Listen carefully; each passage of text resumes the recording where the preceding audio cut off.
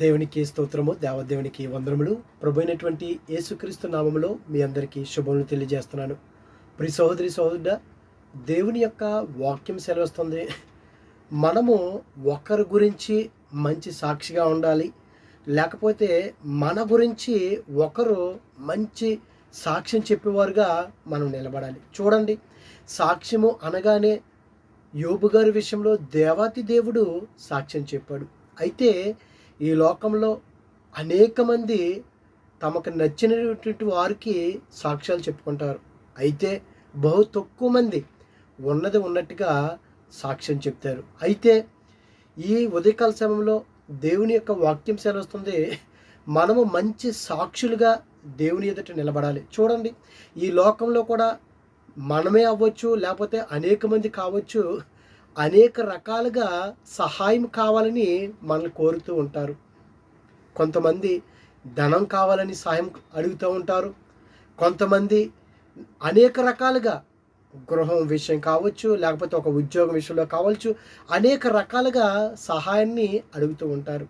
చూడండి, బైబిల్ గ్రంథంలో చూసుకున్నట్లయితే నూతన నిబంధనలో ఒక వ్యక్తి అడుగుతున్నాడండి, మాకు సహాయం కావాలి. చూడండి, అంటే ఏ సహాయం అడుగుతున్నాడో అపోస్తలుంటి పౌలు గారు ఎవరి గురించి కూడా ఏ సాక్ష్యం చెప్తున్నాడో ఈ ఉదయకాల సమయంలో మనం తెలుసుకుందాం. అపోస్తల కార్యములు 16వ అధ్యాయంలో చూసుకున్నట్లయితే అపోస్తలుంటి పౌలు గారు ఆసియా ఆ యొక్క ఖండంలో ఆ దేశాల వైపు వెళ్ళాలని ఆయన తలంచుకున్నాడు, దేవుని యొక్క వాక్యాన్ని బోధించాలని. అయితే పరిశుద్ధాత్ముడు వెళ్లకుండా ఆప్ చేశాడు. ఆయన చేశాడు, ఆసియా దేశాల్లో ఆయన బోధ చేశాడు. అయితే ఆయన్ని పరిశుద్ధాత్ముడు ఆ సమయంలో వెళ్లకుండా ఆయన ఆప్ చేశాడు, వెళ్ళాలని ప్రయత్నించాడు. అయితే ఆ రాత్రికాల సమయంలో చూసుకున్నట్లయితే మాసిదోనియా నుండి ఒక వ్యక్తి అపోస్తలుంటి పౌలు గారు ఎదుట నిలబడి ఆయన అంటున్నాడు, పౌలు గారు మాకు సహాయం చేయాలి. ఎందుకనంటే మీరు గొప్ప పరిచర్య చేస్తున్నారు, మీకు అనేక మంది తెలుసు, మీరు ఒక మాట చెప్తే చాలు మాకు పని అయిపోతుంది, మీరు ఒక మాట చెప్తే చాలు మాకు సహాయం వస్తుంది అని ఈయన అనలేదు. కానండి, నిజంగానే ఈ మాసిదోనియా యొక్క వ్యక్తి పౌలు గారు ఎదుట నిలబడి, అంటే దర్శన రూపంలో దేవుడు పరిశుద్ధాత్మ ద్వారా ఆ విధంగా మాట్లాడి ఉన్నాడు. పౌలు గారితోటి ఆ మాసిదోనియా దేశస్థుడు అంటున్నాడు. దేవుని యొక్క వాక్యం చూద్దాం. 16వ అధ్యాయము 9వ వచనంలో, అప్పుడు మాసిదోనియా దేశస్థుడు ఒకడు నిలిచి, నీవు మాసిదోనియాకు వచ్చి మాకు సహాయం చేయమని తనను వేడుకున్నట్టు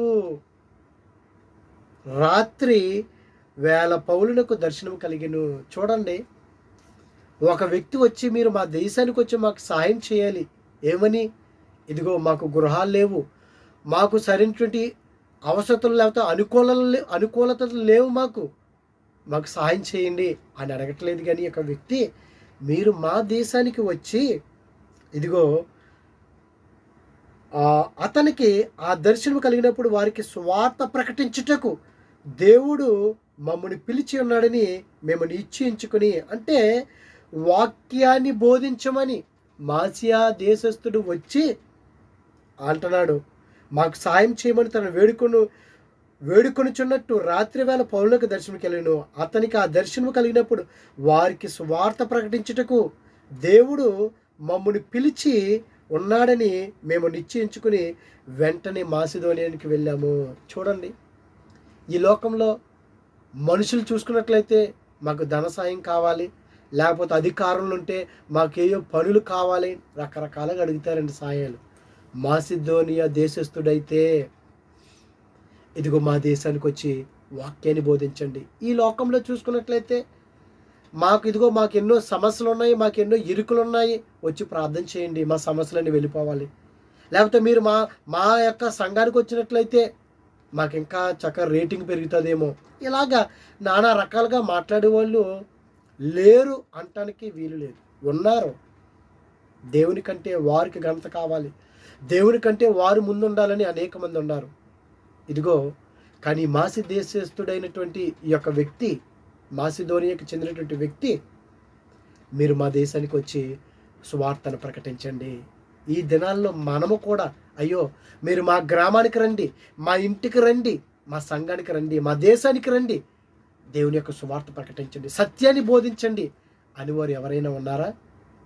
ఒకసారి మళ్ళీ మనం పరీక్షించుకుందాం. ప్రియ సోదరి సోదర, బహు తక్కువ మంది అండి, బహు తక్కువ మంది ఉన్నారు మా ఇంటికి వచ్చి, మా గ్రామానికి, మా పట్టణానికి, మా దేశానికి వచ్చి సువార్తను ప్రకటించిన అన్నవాళ్ళు బహు తక్కువ మంది ఉన్నారు.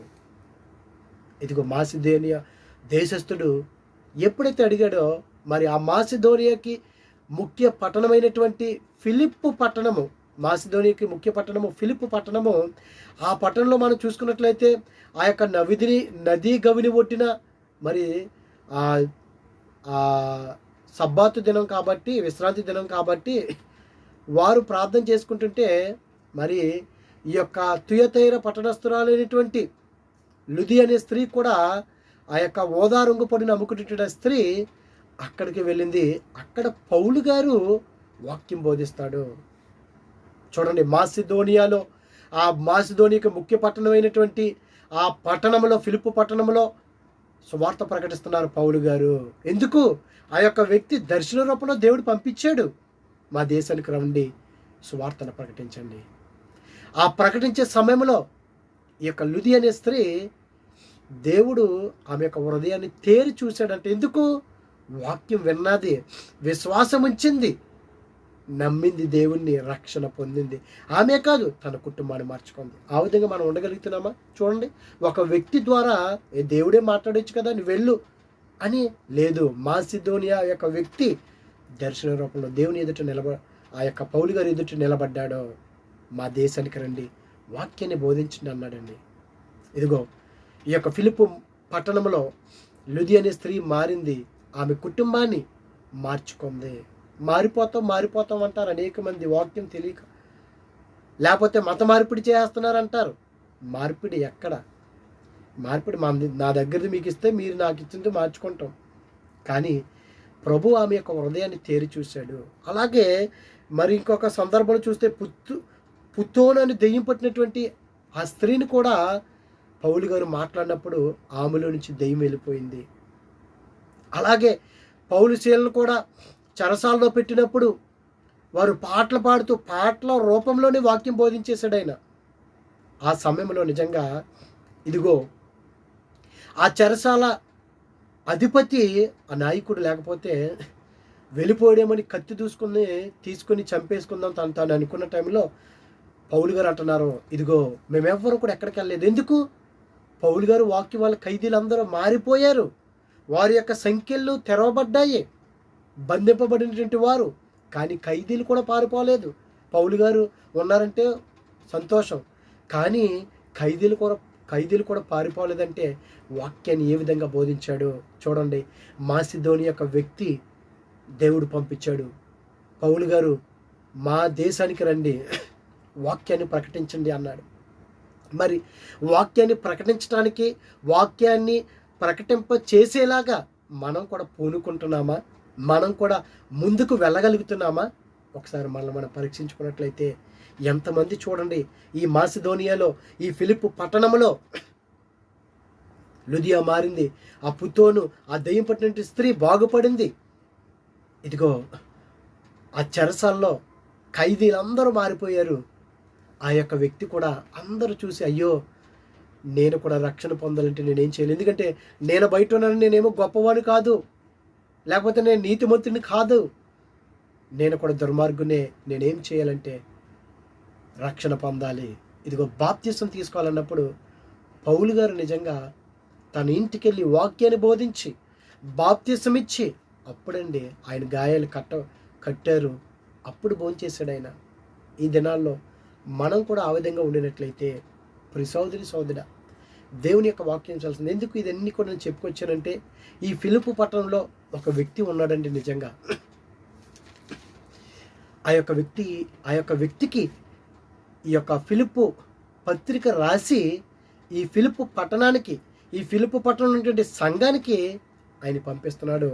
మన ఫిలిప్పీలకు రాసినటువంటి పత్రికలో 2వ అధ్యాయంలో చూసుకున్నట్లయితే 19వ వచనంలో, నేనును మీ క్షేమము తెలుసుకొని ధైర్యము తెచ్చుకుని నిమిత్తము తిమోతిని శీఘ్రముగా మీ యొద్దకు పంపుటకు ప్రభువుని యేసునందు నిరీక్షించున్నాను. ఇదిగో మీ అందరి యొద్దకు నేను తిమోతిని నేను పంపిస్తున్నాను అని పౌలు గారు చెప్తున్నారు. మీ క్షేమ విషయమై నిజముగా చింతించువాడు అతని వంటి వాడు ఎవడైనను నా యొద్ద లేడు. ఎందుకంటే అతడు మంచి కోరుకున్నాడు. ఎందుకంటే సంఘంలో కూడా అనేక మంది ఉంటారండి సంఘాన్ని పాడు చేయలేని. ఇదిగో ఎందుకు ఈయన కూడా బాధపడుతున్నాడంటే తిమోతి గారు కూడా ఇక్కడ 2 ఉన్నారు. 4వ అధ్యాయం ఫిలిప్పీలకు రాసిన పత్రిక 4వ అధ్యాయంలో చూసుకున్నట్లయితే, ప్రభువునందు ఏక మనసు గలవారై ఇండుడని యువోదియను సుంటికేను బతిమాలు కొనిచున్నాను. పౌలు గారు బతిమాలు కొంటున్నారు. ఎందుకు? సంఘంలో వారు స్థిరమైనటువంటి మనసు కలిగి లేరు, సంఘాన్ని వారు పాడు చేస్తున్నారని. అటువంటి వారిని చూసి తిమోతి అంట, ఇదిగో మీ క్షేమ విషయమే నిజంగా చింతించువాడు అతని వంటి వాడు ఎవడు నద్దలేడు. అందరూ తమ సొంత కార్యములే చూచుకొనిచున్నారు కానీ యేసుక్రీస్తు కార్యములను చూడరు. అతని యోగ్యత మీరెరుగుదురు. తండ్రి కుమారుడిలాగో సేవ చేయను, అలాగే అతడు నాతో కూడా సువార్త వ్యాపకము నిమిత్తము సేవ చేసెను. కాబట్టి నీకేమి సంభవింపబడి ఉన్నదో చూచిన వెంటనే అతనిని పంపవలని అనుకొనిచున్నాను. ఇదిగో ఇతని వంటి సేవకుడిని, నా జత పనివాణ్ణి, ఇదిగో తండ్రికి కుమారుడు ఎలాగో సేవ చేయనో అట్టి రీతిగా నాకు కూడా సేవ చేశాడు. అటువంటి వ్యక్తిని మీ వద్దకు పంపించడం నాకు చాలా సంతోషంగా ఉంది అంటూ ఇదిగో ఆయన అంటున్నాడు, నేనును శీఘ్రముగా వచ్చేదనని ప్రభువుని బట్టి నమ్ముచున్నాను. ఎందుకంటే రోమాలో చెరలో ఉన్నారు పౌలు గారు, నేను కూడా వస్తాను అని ఆయన అంటూ ఇక్కడ ఒక వ్యక్తి గురించి అంటున్నారు. మరియు నా సహోదరుడును జత పనివాడును, నా సహోదరుడు అంటే ఆత్మీయంగా ఒకే సహోదరుడిని ఎవరంటారు? ఒకే గర్భం నుంచి వచ్చినటువంటి వారిని సహోదరులు అంటారు. నా సహోదరుడు అంటున్నాడంటే ఇతడు ఎంత గొప్ప వ్యక్తో చూడండి. నా సహోదరుడును జత పనివాడును, నా జత పనివాడు. ఈ దినాల్లో చూసుకున్నట్లయితే జత పని చేస్తారు కొంతవరకే, తర్వాత వాడిని ముంచేయటం లేకపోతే వీడిని ముంచేయటం, ఏకాకిగానే ప్రయాణించినటువంటి దినాల్లో మనం జీవిస్తున్నాం. ఇదిగో నా సహోదరుడు నా జత పనివాడును, నా తోటి యోధుడును. యోధుడండి అంటే ఎన్ని శ్రమలు వచ్చినా, ఎన్ని ఇరుకులు వచ్చినా, ఎన్ని ఇబ్బందులు వచ్చినా సరే సువార్త విషయంలో బెనకడో వణకడో భయపడిపోవడం జడిసిపోవడం ధైర్యంగా ఉంటాడండి. ఇదిగో యోధుడు అంటున్నాడు అంటే ధైర్య సాహసాలు కలిగినటువంటి వ్యక్తి. వాక్యాన్ని ప్రకటించడంలో, సంఘంలో సేవ చేయటంలో, పరిచర్యలో నా సహోదరుడే కాదు, నా జతపనుడే కాదు, యోధుడు, నా తోటి యోధుడును, మీ దూత నా అవసరమునకు ఉపచరించిన వాడునైన ఎపాఫ్రోదితును మీ యొద్దకు పంపుటకు అగత్యమని అనుకుంటుని. చూడండి, దేవుని యొక్క సువార్తల యొక్క ఎపాఫ్రోదితు ఏ విధంగా పౌలు గారికి సాయం చేస్తున్నాడు చూడండి. అతడు రోగి అయినని మీరు వింటిరి కనుక అతడు మిమ్మల్ని అందరినీ మిగుల ఆపేక్షించగలవాడే విచారపడుచుండెను. చూడండి, రోగి అయిపోయినటువంటి వ్యక్తి సంఘం అతని దగ్గరికి వెళ్ళాలి, కానీ ఇతడే రోగి అయినప్పుడు కూడా నా సంఘాన్ని నేను చూడాలి అంటే సంఘాన్ని ఎంతగా ప్రేమించి ఉన్నాడో, సంఘ బిడ్డల్ని ఎంతగా ప్రేమించి ఉన్నాడో ఒకసారి చూడండి. విశ్వాసుల పట్ల ఎంత ప్రేమ కలిగి ఉన్నాడో అటువంటి ప్రేమ కలిగి ఉండాలండి. మనం ఏదో ఇస్తున్నారు సంఘస్తులని కాదు, ఇచ్చినా ఇవ్వకపోయినా సరే సంఘం పట్ల ఒక ప్రేమ, ఒక తపన, ఒక ఆవేదన, ఒక ఆవేశము, ఇదిగో నడిపించేటువంటి ఆ యొక్క ప్రణాళిక మన దగ్గర ఉండాలండి. ఇదిగో నిజముగా అతడు రోగి చావ సిద్ధమై ఉండేను కానీ దేవుడు అతన్ని కనికరించెను. అతను మాత్రమే గాక నాకు దుఃఖం మీద దుఃఖము కలిగించుటకై నన్ను కనికరించెను. కాబట్టి మీరు అతన్ని చూచి మరలా సంతోషించు నిమిత్తము నాకున్న దుఃఖము తగ్గు నిమిత్తము అతన్ని మరీ శీఘ్రముగా పంపితిని. నా ఎడల ఉపచర్యలో ఉన్న కొందరును కొదువను తీర్చుటికి అతడు తన ప్రాణమునకే లక్ష్య పెట్టక. చూడండి, నాకు పరిచర్య చేయటానికి కూడా తన ప్రాణాన్ని కూడా లక్ష్య పెట్టలేదండి. ఈ దినాల్లో మన సుఖాలు సంతోషాలు చూసుకోవాలి, తర్వాత ఎవరి సంగతి అయినా సరే. కానీ ఎపాఫ్రోదితు అయితే తన చావుకు కూడా సిద్ధపడిపోయాడు. ఇదిగో క్రీస్తు యొక్క పని నిమిత్తము మనుషుల కొరకు కాదు, నిజంగానే క్రీస్తు పని నిమిత్తం కొరకు చావటానికని సిద్ధపడిపోయినటువంటి ఎపాఫ్రోదితు సిద్ధమై ఉంటుంది కనుక పూర్ణానందంతో ప్రభువునందు అతన్ని చేర్చుకొని అటు వారిని గణపరచుడే. చూడండి ఎంత గొప్ప వ్యక్తిత్వం కలిగినటువంటి వాడు. సమయం లేదు కానీ ఇంకా ఎన్నో గొప్ప విషయాలు ఉన్నాయి. సంఘం నుంచి మరలా తిరిగి వచ్చినప్పుడు పౌలు గారి దగ్గరికి అనేక వస్తువులు తీసుకొస్తాడు. వారు ఇవ్వటమే కాదు, ఎపాఫ్రోదితు కూడా పౌలు గారికి ఇస్తాడు. సోదరి ఇదిగో నా తోటి యోధుడును సహోదరుడును జత పనివాడును క్రీస్తు యొక్క పని కొరకు చావటానికని సిద్ధం కలిగినటువంటి ఎపాఫ్రోదితు అటువంటి యవనస్తులు జీవించినట్లయితే, అటువంటి వ్యక్తిలాగా అటువంటి మనసు కలిగి ప్రతి ఒక్క విశ్వాసి కనుక జీవించినట్లయితే, సంఘాన్ని ప్రేమించే విధంగా, సంఘం కొరకు పాటుపడే విధంగా, క్రీస్తు కొరకు శ్రమపడే విధంగా మనం ఉండినట్లయితే, ఆ మాసిదోనియ వ్యక్తి పౌలు గారు ఎదుట నిలబడి మా దేశానికి వచ్చి స్వార్థ ప్రకటించండి, మాకు సహాయం చేయండి, వాక్యం లేదు, మా దగ్గర వాక్యం లేదు, వాక్యాన్ని మాకు పంచండి, అదే మాకు సహాయం కావాలని అడిగాడంటే ఎంత గొప్ప భాగ్యం అండి.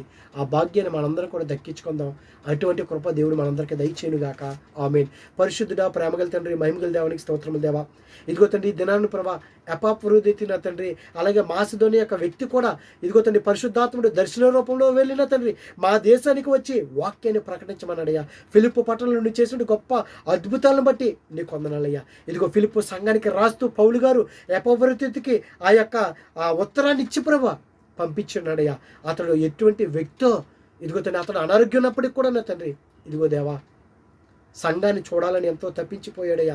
ఇదిగో తండ్రి నీ కొరకు క్రీస్తు కొరకు చావుకైనా సరే సిద్ధపాటు కలిగి ఉన్నాడయ్యా. అటువంటి మనసును మాకు అనుగ్రహించమని, అనారోగ్యం వరకు ఆరోగ్యాలు దయచేయమని క్రీస్తు నామమున అడుగుచున్నాం పరమ తండ్రి. ఆమేన్, ఆమేన్. God bless you all. దయచేసి వాక్యాన్ని వినండి అనేది మందికి పంపించి దేవుని యొక్క దీవులు మీరు పొందుకోవాలని మనం చేస్తున్నాను. God bless you all.